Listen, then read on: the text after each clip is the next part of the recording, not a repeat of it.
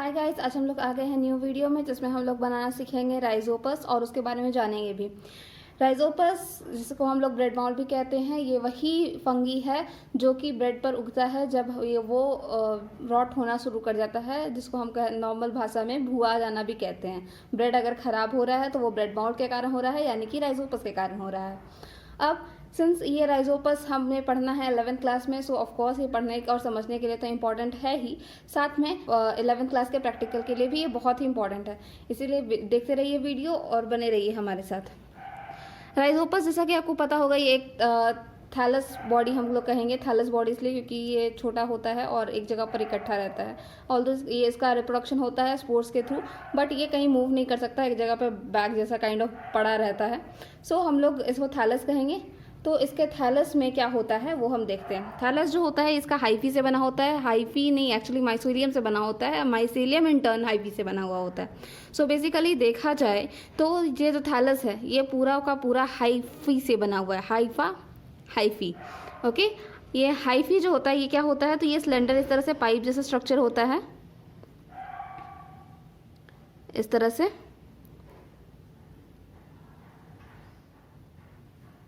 और ये पाइप जैसा स्ट्रक्चर चलता जाता है ऊपर नीचे और हॉरिजेंटली भी, मतलब वर्टिकली तो चलता ही है, साथ साथ हॉरिजेंटली भी चलता है। ठीक है, ये सिलेंडर पाइप लेकर स्ट्रक्चर, इसी को हम हाइफी कहते हैं। और यही जब ढेर सारा आपस में जुड़ जाता है तो इसे हम माइसीलियम कहते हैं। तो ये हो गया हॉरिजेंटल हाइफी। उसी तरह से नीचे भी एक जाता है। तो सिंस ये रूट जैसा स्ट्रक्चर आपको दिख रहा होगा, ये रूट जैसा स्ट्रक्चर बना रहा है इस तरह से। सो रूट जैसे वर्ड्स को हम लोग कहते हैं राइजा वर्ड से डिनोट करते हैं। ठीक है, सो इसे हम कहते हैं राइजोइडल हाइफे। ओके। और ये जो चल रहा है, ये हॉरिजेंटली जो चल रहा है, ये देखा जाए तो ये आपका जो भी फूड मटेरियल है इसके पैरेलल चल रहा है। फूड मटेरियल को हम लोग जनरली स्ट्रैटम, मतलब एक लेयर मानते हैं, तो हम उसको स्ट्रैटम कहते हैं। सब स्ट्रैटम आप जो कहेंगे वर्ड, वो सब वही लेयर के लिए है। तो ये सिंस उसके पैरेलल चल रहा है, ठीक है, इसीलिए इसे स्टोलोनीफेरस हाइफी कहते हैं। ओके। फिर होता है एक ऊपर बढ़ने वाला हाइफी। ये हाइफी इस फंगी के लिए बहुत इंपॉर्टेंट है क्योंकि इसी पर होता है बैग ऑफ स्पोर्स, इस तरह से करके। और सिर्फ एक ही नहीं होता है, यहाँ पे बहुत सारा होता है।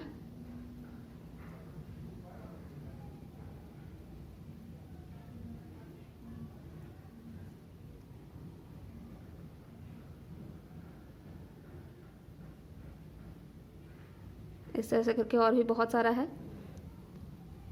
आप बनाने को तो ढेर सारा बना सकते हैं। यहाँ पर मैं एक बात और बता दूँ कि ये वाला जो बैग है, ठीक है, इस बैग के अंदर भी एक छोटा सा बैग होता है और इसी के ऊपर इस तरह से स्पोर्स बने हुए होते हैं। तो जिस तरह से मैं इसमें बना रही हूँ, आप समझ लें कि सारा ही है कवर्ड इसी तरह से स्पोर्स से।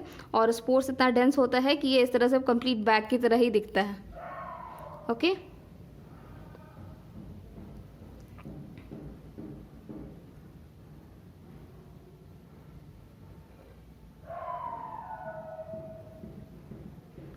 ओके, सो ये रहा राइजोपस।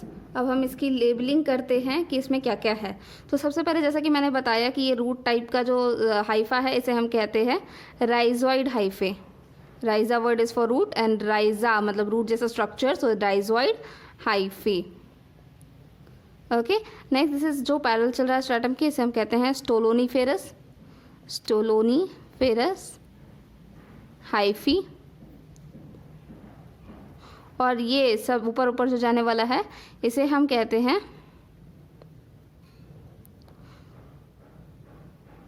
स्पोरेंजियोफोर। इसका नाम क्यों है वो भी मैं बता दूं कि मतलब स्पोर वर्ड तो आप जान ही रहे, स्पोर से है।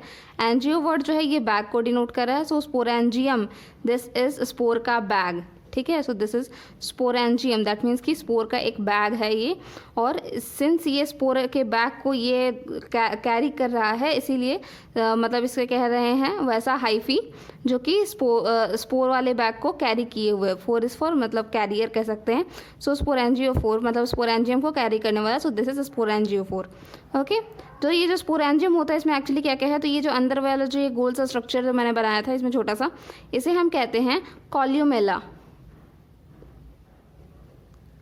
और कॉल्यूमेला भी वर्ड जो है वो मतलब रोज ऑफ स्पोर्स को ये पकड़े हुए हैं, इसलिए कॉलम मतलब कॉलम जो पकड़ के रखे हुए, so that is columella. And this is spores, इसी के थ्रू रिप्रोडक्शन होता है फंगी का। एक बात मैं ये भी बता दूं कि इस हाइफी को हम लोग साइनोसिटिक हाइफी कहते हैं। साइनोसिटिक हाइफी कहने का मतलब ये होता है कि उसमें एक ही सेल में 2-3 न्यूक्लियस हैं। तो ऐसा कैसे हो जाता है? तो जैसे कि क्या होता है ना कि हमारा जब भी सेल डिवीजन होता है तो सेल डिवीजन में 2 प्रोसेस होते हैं, एक कैरियोकाइनेसिस यानी कि न्यूक्लियस का डिवीजन, और दूसरा होता है साइटोकाइनेसिस यानी कि सेल का डिवीजन। बट यहाँ पर क्या हो रखा होता है कि साइटोकाइनेसिस तो नहीं हो पाता बट कैरियोकाइनेसिस हो जाता है। दैट मीन्स कि एक ही न्यूक्लियस 2 बार टूट गया लेकिन साइटोप्लाज्म टूट नहीं पाया। तो इस कारण से क्या होता है कि एक ही में 2-3 न्यूक्लियस आपको लगातार मिल सकते हैं। ठीक है, तो इसी कंडीशन को हम कहते हैं सिनोसिटिक hyphae.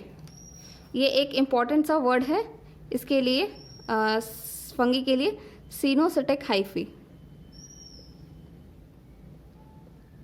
It's kind of structure like this कि ये एक सेल का मतलब सेल का पार्ट देख लें, मतलब आप सेल वॉल यहाँ पे ड्रॉ कर सकते हैं इस तरह से। लेट्स से ये सेल है, एक सेल में यहाँ पर ढेर सारा न्यूक्लियस है। This condition is called as coenocytic hyphae. इसमें 2 कंडीशन होता है, एक सेपरेट होता है, एक ए सेपरेट होता है। ए सेपरेट का होने का मतलब बिल्कुल ऐसा कि कहीं पर भी कुछ डिवीजन ही नहीं दिख रहा है। ऑल्दो एक सेपरेट कंडीशन होता है जिसमें इस तरह से लाइंस तो बने हुए होते हैं, मतलब डिवीजन इस तरह से दिखता है, बट एक्चुअली ये टूटा हुआ नहीं रहता है, अलग अलग सेल नहीं रहता है, एक ही सेल रहता है, बस एक बाउंड्री बन करके अंदर ही अंदर रह जाता है। That is separate and this is a separate coenocytic hyphae. Okay, तो आज के वीडियो में इतना ही। होप आपको बहुत कुछ जानने को मिला होगा, सीखने को मिला होगा। ऐसे इंटरेस्टिंग वीडियोस के लिए बने रहिए हमारे साथ।